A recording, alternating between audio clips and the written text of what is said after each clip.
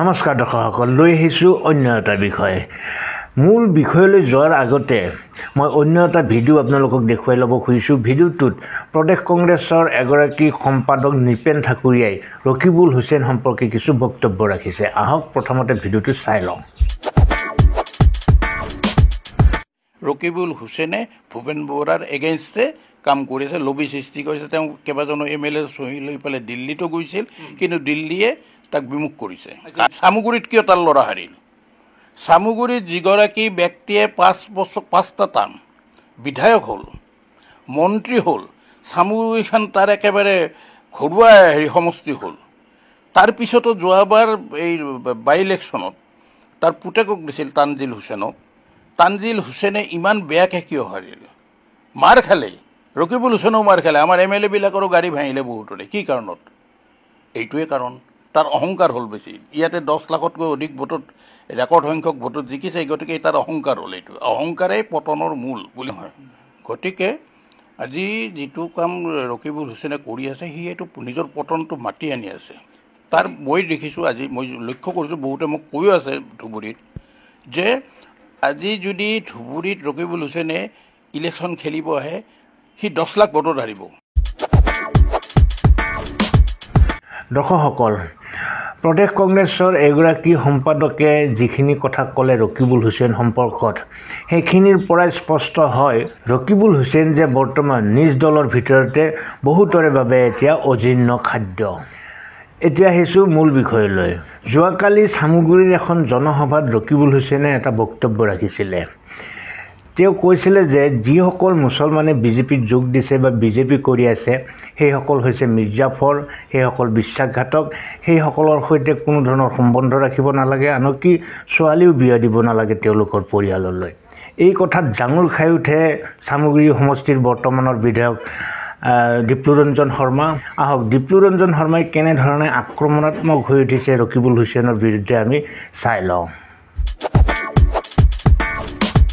মই দিনে দিনে লক্ষ্য কৰি আহি আছোঁ, দিন যিমানে বাঢ়ি গৈ আছে বা তেখেতৰো বয়স যিমানে বাঢ়ি গৈ আছে, এগৰাকী অন্যতম জ্যেষ্ঠ ৰাজনীতিবিদ বুলি মই সদায় কৈ আছিলোঁ ৰকিবুল হুছেইন ডাঙৰীয়া। তেখেতে মিৰ্জাফৰক কৈছে, মইতো আপোনাক কওঁ, তেখেতে নিজে আটাইতকৈ ডাঙৰ মিৰ্জাফৰ। তেখেত কংগ্ৰেছৰ কাৰণেও মিৰ্জাফৰ, চামুগুৰিৰ ৰাইজৰ কাৰণে তেখেত মিৰ্জাফৰ, চামুগুৰিৰ ৰাইজৰ কাৰণে তেখেতে নিজকে গব্বৰ সিং বুলি কৈছে। এইজন সেই ৰকিবুল হুছেইন, যিজন ৰকিবুল হুছেইনে আজিৰ দিনত ঘৰিয়ালৰ চকু পানী টুকিছে। এই ৰকিবুল হুছেইনেই চামুগুৰিত আপুনি যাওক, ধৰ্মীয় সংখ্যালঘু বুলিয়ে নহয়, জনগণ মানে মুছলমান লোককো আটাইতকৈ বেছি নিৰ্যাতন কৰে এইজন ব্যক্তি। তেখেতে ধন সম্পদ লুট কৰিছিল চামুগুৰি ৰাইজৰ, প্ৰকাশ্যে তেখেতে লুণ্ঠনকাৰী আছে। লুণ্ঠন কাৰ্যৰ তেখেতে নিজে লুণ্ঠন কৰা নাছিল, কিন্তু যেতিয়া লুণ্ঠন কৰিবলৈ তেখেতে সহযোগ ছাপোৰ্ট দিছিল, তেখেত নিজে লুণ্ঠনকাৰী চৰ্দাৰ আছিল। মই কেইবাবাৰো কৈ আছোঁ, ফেক্ট এণ্ড ফিগাৰ্ছ। চামুগুৰিৰ ৰাইজে ৰকিবুল হুছেইনক ভোট নিদিয়া দেখি টিংপাত খুলি লৈ গৈছিল, কলপাত কাঢ়ি লৈ কঢ়ি লৈ গৈছিল, দমকল, প্ৰেছাৰ কুকাৰ, বাচ্চাৰ গাখীৰ কাঢ়ি লৈ যোৱা এই ৰকিবুল হুছেইনৰ কংগ্ৰেছ। আৰু সেইকাৰণে ৰকিবুল হুছেইনটো পৰাজয় হোৱা নে নিলজ্জ পৰাজয় হৈছে। তেখেত নিলজ্জ পৰাজয় হৈছে। আজিৰ দিনত আপোনালোকে চাওক, তেখেতে কৈ আছে চাৰিওপিনে ক'ত আপোনালোকে কংগ্ৰেছ দেখিছে। আজিৰ দিনত চামগুৰিত কংগ্ৰেছে কেণ্ডিডেট দিবলৈ বিচাৰি পোৱা নাই। ইতিমধ্যে আমাৰ সমৰ্থিত বিজেপি বহু শুভাকাংক্ষী ইণ্ডিপেণ্ডেণ্ট, এইবাৰ বাজিয় পঞ্চায়তকে অন্য ধৰি পেলাই এনেকুৱা পঞ্চায়তত কংগ্ৰেছৰ কোনো নিৰ্দলীয়ই মানে টিকেট দিব, মানে ইলেকশ্যন খেলিবলৈ অহা নাই। তাৰ পৰিৱৰ্তে ভাৰতীয় জনতা পাৰ্টীৰ সপক্ষে বতাহ চাপ। মই এটা কথাই অনুৰোধ জনাম, কংগ্ৰেছক মই অনুৰোধ জনাম যে এই কথাবোৰে ৱকফ বৰ্ড লৈ কি আছে আপোনালোকে কওক, আমিও যুক্তিৰে তৰ্ক কৰোঁ। মই আজিৰ দিনতো DY 365ৰ মাধ্যমেৰে মই অন্যতম জ্যেষ্ঠ সন্মানীয় ৰাজনীতিবিদ ৰকিবুল হুছেইন ডাঙৰীয়াক মই চেলেঞ্জ কৰিছোঁ, মই প্ৰত্যাহ্বান জনাইছোঁ, ৱকফ বিলৰ ওপৰত মোৰ আৰু ৰকিবুল হুছেইন ডাঙৰীয়াৰ মাজত এটা অপেন ডিবেট হওক। ৱকফৰ ওপৰত ডিপ্লুৰঞ্জন শৰ্মাই ৰকিবুল হুছেইনক প্ৰত্যাহ্বান জনাইছে, আৰু ৰকিবুল হুছেইনে যদি সঁচাকৈ সৎ সাহস আছে, ৰকিবুল হুছেইনৰ গাত যদি সঁচাকৈ কংগ্ৰেছৰ তেজ আছে, মই এইটো কথা কৈছোঁ, ৰকিবুল হুছেইন ডাঙৰীয়া আপোনাৰ গাত কংগ্ৰেছৰ তেজ আছে বুলি কয়, গতিকে আপোনাৰতো মই ভুৱা কংগ্ৰেছীও বুলি বহু সময়ত কৈছিলোঁ। গতিকে আপোনাৰ হাতৰ গাত যদি সঁচাকৈ কংগ্ৰেছৰ তেজ আছে, ৱকফৰ ওপৰত আপুনি কাইলৈ পৰহিলৈ যেতিয়াই নহওক 1 ঘণ্টাৰ আপোনাৰ মোৰ মাজত ডিবেট হওক।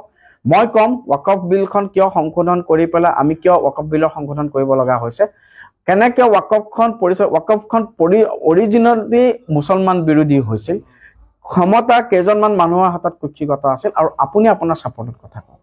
মিডিয়া আৰু যি নিৰপেক্ষ ৰাইজ আছে, আমাৰ যিসকল ইণ্টেলেকচুৱেলছ আছে, তেওঁলোকে সেই সাক্ষী হিচাপে থাকক, বিচাৰকৰ ভূমিকাত অৱতীৰ্ণ হওক। আমাৰ ৰকিবুল হুছেইন ডাঙৰক মই পুনৰাই প্ৰত্যাহ্বান জনাম, কিন্তু মই জানো যে ৰকিবুল হুছেইন ডাঙৰ সেই সাহস নাই। তেখেতে সকলো সময়তে ডেষ্ট্ৰাকটিভ কথা কৈ, কমিউনেল কথা কৈ, পুনৰাই তেখেতৰ ইনফ যিটো কেৰেক্টাৰ আছে, লুণ্ঠনকাৰী কেৰেক্টাৰ, চৰ্দাৰৰ কেৰেক্টাৰ, তেখেতৰ যিটো মানুহক মাৰা, মানুহক হত্যা কৰা, আমি গড়ৰ কথাটো জানোৱেই, বাকীখিনি কথা মই একো নকওঁৱেই। গড় হত্যা কথা কোৱাৰ লগে লগে অৱধাৰিতভাৱে আপোনাৰ নাভাবিলেও ৰকিবুল হুছেইন ডাঙৰীয়াৰ মুখখন আহিয়ে যায়। গতিকে মই ৰকিবুল হুছেইন ডাঙৰীয়াৰ এইকণ দৈন্যতাক, ৰকিবুল হুছেইন ডাঙৰীয়াৰ এনেকুৱা ধৰণৰ নিকৃষ্ট, তৰল আৰু চামগুৰি ৰাইজক সততে অপমান কৰি অহা এই অহংকাৰী মন্তব্যক মই গৰিহণা দিছোঁ। আৰু মই পুনৰাই ৰকিবুল হুছেইন ডাঙৰীয়াক অনুৰোধ জনাইছোঁ, আপুনি যদি সঁচাকৈ প্ৰকৃততে কংগ্ৰেছৰ কাৰ্যকৰ্তা হয়, আপোনাৰ যদি মৰেল ৰাইটছ আছে, আপোনাৰ যদি অকণমানো সৎ সাহস আৰু অকণমানো যদি লজ্জা বা লাজ আছে, আপুনি সময় দিয়ক, আপোনাৰ এটা লাগিলে নিউজ চেনেল লওক, আৰু তাত ৱাকফৰ ওপৰত আপোনাৰ আৰু মোৰ মাজত 1 ঘণ্টা এটা ডিবেট হওক। সেই ডিবেটত মই আমাৰ বিষয়খিনি দাঙি ধৰিম, ৰকিবুল হুছেইনৰ বিষয়খিনি দাঙি ধৰিব, আৰু নিৰপেক্ষ ৰাইজ আৰু সন্মানীয় সংবাদ মাধ্যমৰ যিসকল আমাৰ সন্মানীয় সংবাদ মাধ্যমৰ প্ৰতিনিধি আছে, তেওঁলোকে সেইদিনাখন বিচাৰ দিয়ক। মই ৰকিবুল হুছেইন ডাঙৰীয়াৰ এনেকুৱা ধৰণৰ অত্যন্ত তৰল, মই পুনৰাই কৈছোঁ, আচল মানে ক'ব নাপায়, তেওঁ কৈছে যে চামগুৰিত ৰাইজে ছোৱালী বিয়া নিদিয়া হ'ব। মানে বহু সময়ত কেতিয়াবা মাজে মাজে এণ্টাৰটেইনমেণ্ট লাগেতো, আমি ধৰক কেতিয়াবা চকুৰালীক চাই পেলাই জানো এণ্টাৰটেইনমেণ্ট নাপাওঁ। গতিকে এতিয়াতো তেনেকুৱা নিজকে ধৰক তেওঁতো এতিয়া কাম নাইকিয়া হৈ আহি আছে, নিজৰ সমষ্টি তেওঁ য'তে নাযায় গণৰোষ হয়। তেওঁ বোলে, মই এতিয়া শুনা মতে, তেওঁ মানুহক কয় গামোচা লৈ আহিবলৈ। তেওঁ এটা বোলে পুৰণা অভ্যাস আছে, মানে তেখেতে নিজৰ গাড়ীকেইখনত অলপ গামোচা ভৰ্তি কৰি দেখুৱাই। মই শুনিছোঁহে দেই, মই নহয়। গতিকে তেওঁ যে এইটো কথা কৈছে যে চামগুৰিত ৰাইজে মানে বিয়া নিদিব, ছোৱালী বিয়া নিদিব, গতিকে মীৰ জাফৰৰ কথা কৈছে। গতিকে চামগুৰি ৰাইজৰ বাবে আটাইতকৈ ডাঙৰ মীৰ জাফৰ ৰকিবুল হুছেইনেই। দৰ্শকসকল, সমগ্ৰ ভিডিঅ'টো চোৱাৰ পিছত আপোনালোকৰ মনত কি চিন্তাৰ উদ্ৰেক হৈছে সেই কথা কমেণ্ট বক্সত লিখিবলৈ নাপাহৰিব। মই আজি বিশেষ একো ক'ব বিচৰা নাই, তথাপি ৰকিবুল হুছেইন সম্পৰ্কত এটাই কথা ক'ব বিচাৰিছোঁ। ৰকিবুল হুছেইনে যিমানেই যি নকৰক, যিমানেই ভাল কাম নকৰক কিয়, তেওঁ কেতিয়াও তেওঁৰ নামৰ সৈতে সম্পৃক্ত হৈ যোৱা গড় হত্যাৰ বদনাম মচিব নোৱাৰে। সেইকাৰণে আমি আমাৰ জীৱনত এনে কিছু কাম কৰা অনুচিত, যিয়ে আমাক গোটেই জীৱন খেদি ফুৰে চাহটোৰ দৰে। বাকী আজিলৈ এৰিছোঁ, ভালে থাকক, কুশলে থাকক। অন্য এটা ভিডিঅ'ৰ সৈতে আকৌ আহিম। ধন্যবাদ।